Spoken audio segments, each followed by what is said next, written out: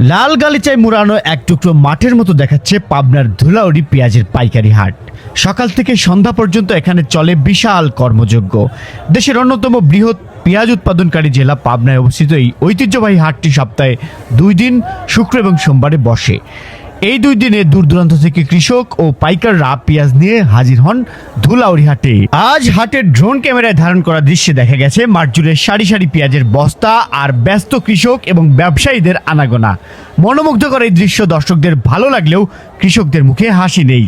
কৃষকদের অভিযোগ, দিন দিন কমে যাচ্ছে পেঁয়াজের পাইকারি বাজার দর। চাষাবাদের খরচের তুলনায় অনেক কম দামে বিক্রি করতে হচ্ছে এই কষ্টে উৎপাদিত পেঁয়াজ। আজকের হাটে পেঁয়াজের পাইকারি দাম সর্বোচ্চ মন প্রতি প্রায় 700 টাকা, আর কোয়ালিটি ভেদে অনেক পেঁয়াজ বিক্রি হচ্ছে 500 থেকে 600 টাকা মন দরে। এতে উৎপাদন খরচ তুলতেই হিমশিম খাচ্ছেন কৃষকেরা। স্থানীয় কৃষকদের দাবি, বাজারের ন্যায্য মূল্য না পেলে ভবিষ্যতে অনেকেই পেঁয়াজ চাষে আগ্রহ হারিয়ে ফেলবেন। পাবনার ধুলাউড়ি হাট থেকে আজকে শুক্রবারের এই ছিল সর্বশেষ আপডেট। ধন্যবাদ।